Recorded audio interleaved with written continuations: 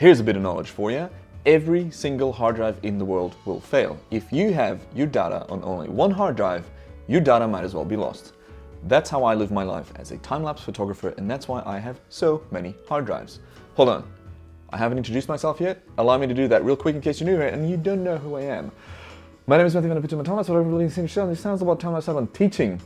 That was alright, I guess. Today, I'm pretty excited to announce that this video is sponsored by QNAP and Seagate, and this video is going to be all about how I deal with the massive amounts of data that I produce as a commercial time-lapse photographer.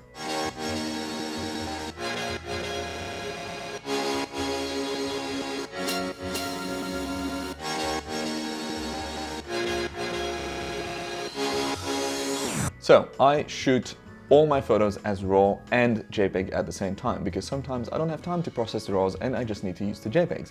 I shoot lots of video files on my 1DX Mark II, which produces about 1 GB per 10 seconds of video footage. I process and render a lot of extremely high quality, high resolution time-lapse video files. All of this stuff really adds up, and all of this stuff needs to be backed up at least twice, preferably 3 times. So as you can probably figure out, I spend quite a bit of money on storage. Luckily for me, I was contacted a while ago by Seagate and QNAP. Seagate produces hard drives and QNAP creates storage systems to put those hard drives in. A couple of emails back and forth, and look at what we have here. I've got a 10 terabyte Iron Wolf Pro hard drive and a QNAP storage system. We'll unbox this in a minute.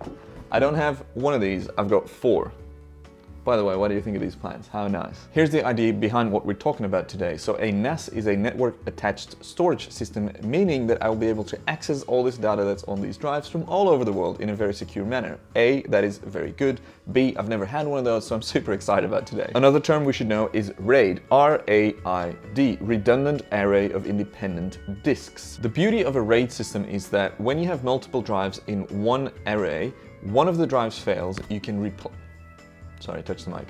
You can replace that failed drive with a new one and it will rebuild the data that went missing. Now, how does it do that? You have your data, you put it in the system, which is this RAID or this NAS storage system.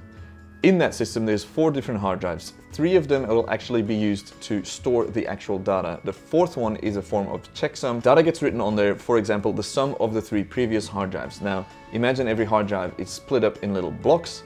You have an equation per block, and if one element of that equation goes missing, you can find out the missing element by solving the equation. You can rebuild missing data from the information that you have on the other drives, and that's the beauty of this system. Hopefully that makes sense. If it doesn't, there's a link down below that you can check out if you want to read up more about it. Now let's have a look at this box, shall we? You know I love me a good unboxing. So this is the packaging.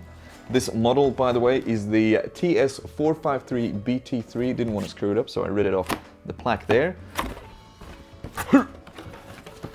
First up, there is cables, a remote, because you can actually plug in a screen and stream content from the system to that using this remote. So that's cool. Power cables, batteries for, I presume, the remote, and a bunch of screws and other little things. Ethernet cable, and this is also an Ethernet cable. Now, the hero of the video. Voila, here you have it, the box. There is a quick setup sticker on the side here. The front is, I mean, it's pretty self-explanatory what it is.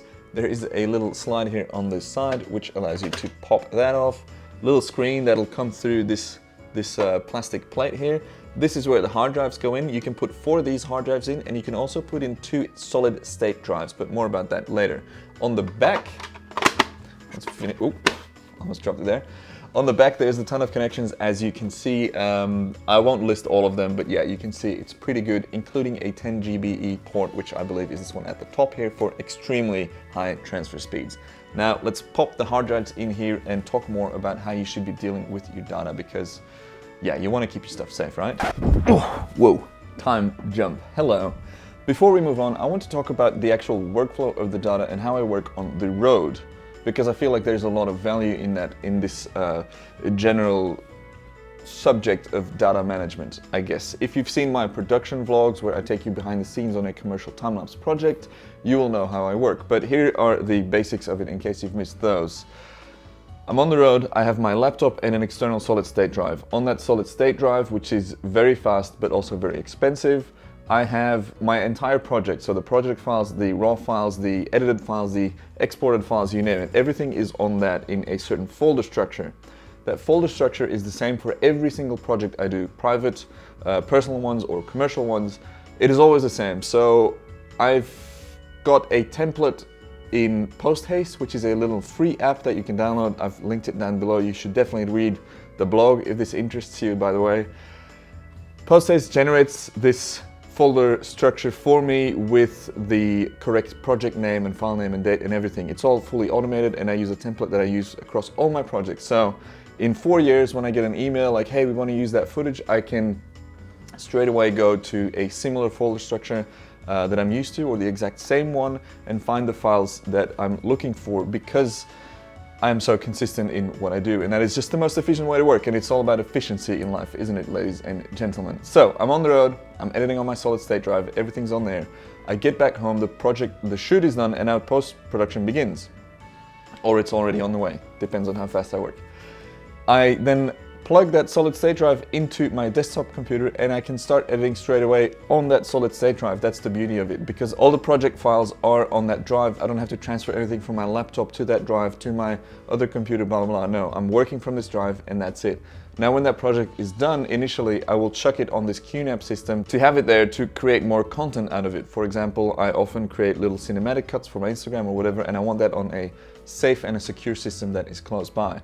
Now, it doesn't only live on this system. The RAID or the NAS system is not a backup in itself. It is a more secure way of having your data in one location, but you still have it on one system, which is not a backup. So don't confuse having a RAID system as having your data backed up. Yes, it is backed up, but it's all in the one spot. So if something happens in that one thing, your data's gone. So you always want to have that extra backup, ideally off-site. When I'm traveling, I never have my solid state drive in the same room as my backup drive, obviously, unless I'm backing up. So I guess the point is, work efficiently, work consistently, so you don't waste time looking up files. Make sure that everything is always backed up. A RAID is not a backup system, but it is a more secure way of having your data in the one location. Now that that's out of the way, let's plug these hard drives in this thing, boot it up, and see what happens when we plug it into my computer. G'day and welcome to yet another location change. We're here at my desk. As you can see, I've got the hard drives here on a bit of bubble wrap just to keep it safe. You don't want to knock these guys around too much.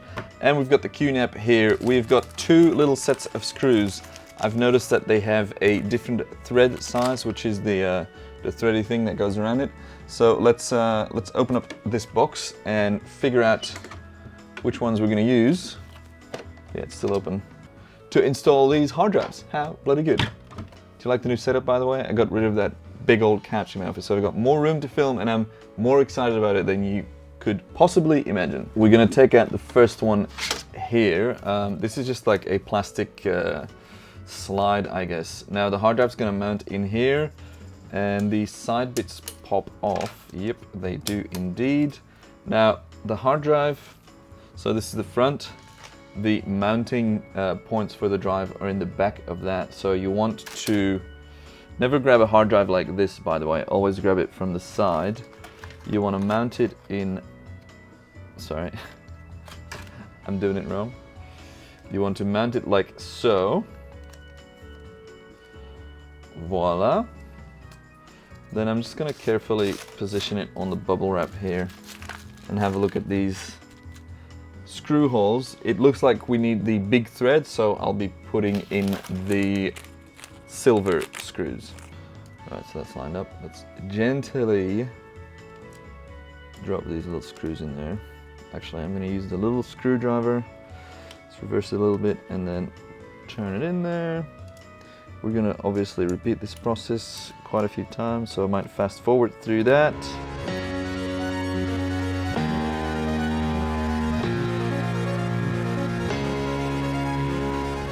Voila, and just like that, click. We now have 40 terabytes in this bad boy. Now let's plug it in the power connected to the computer and see how we're going to set this up.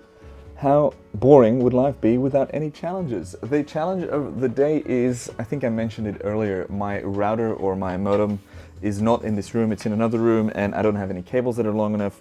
there's no way for me to connect it and install it without moving the whole thing over there. So that's what we're doing right now. We're getting that out of the way, and then we will take it from there. Welcome to the the new office, Chugs. So the router is in there. This cable goes out, plugs in here.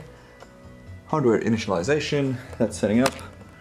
Another cable is connected to the iMac as well as the power cord. So let's boot it up and get it all going. I'm keen. The LAN light is now on. I am on the website install.qnap.com, and it's actually found my NAS model. So let's click the initialize button and see what happens. Right, I've gone through the installation wizard and it is now applying the settings to the hard drives. So that's all happening. Very exciting. So this thing's been making noise for the past couple of minutes, and it literally just finished setting up the QSync server is what it was called. So now that it's all up and running, hopefully I can mount everything back in the office, clean up my desk and get going, because I want to figure out how I can connect this to my iMac without having to go to the store and buy an extra cable and stuff. All right, back in the office, I've used this opportunity to clean out my desk and rewire all the cabling, and I've spent about an hour in a really dusty environment, so my nose is definitely feeling it. Now, I can't set up the system today the way I want it because I don't have the right cable, and I'm literally just running out of time to get it all going the way I want it. But it is set up and it is working. So the drive is connected to my modem here in my apartment in a different room. I can access all the contents not only of the drive of the NAS system, but also all the drives that I plug in externally from my file browser here, or from an online browser, meaning that wherever I am in the world, I'll have access to these files. Now, why is this so important? As a time-lapse photographer, as a content creator, I get my work is out there. You know, it's on YouTube or Vimeo, on Instagram, whatever. A lot of people see it, and some of those people might want to use some of that content in, for example, an ad or a campaign or whatever. So then, as I'm traveling, sometimes I get an email like, hey, can we purchase this clip for use XYZ? And I'm like, sure, but you gotta wait till I'm back home so I can access those files and re-render the master file that you're after, and, you know, make sure it's the right resolution and frame rate and everything. That's no longer a problem. So even though it is currently not set up the way I 100% want it, I will walk you through that once it's all finalized, maybe in a future video. It is already proving to be quite useful. So yeah, that's that. That's it for this pretty techie video. At the end here, I just want to give you guys a couple of giveaways, or maybe one key giveaway of this video, or I hope that's what you take away from it, is please, please, please back up your content. If you have a laptop and you've got everything on the internal drive, and you're like, no, there's no need to back it up, I'm careful with this, it might get ruined, your house might burn down, you might spill water on it, or chocolate milk, or orange juice. I've spilled orange juice on a laptop once. That was the worst feeling, honestly. The keyboard, everything, just completely ruined. Just buy a little hard drive, even if it's a 500 gigabyte one. Buy a hard drive, back up your data, and have it somewhere different than where you keep that data, because you never know what happens, and nothing is more painful than that realization that you've lost footage. A mate of mine here in Sydney recently lost quite a bit of data, and it's just such a painful lesson, and I hate seeing people go through that.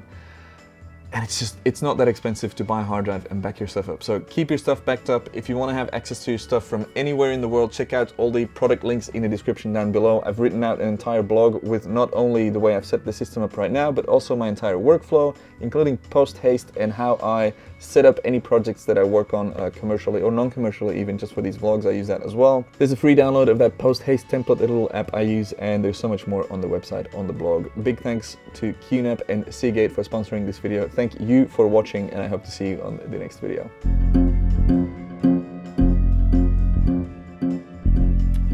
Post-credit scene, no bloopers this time, just a bit more information.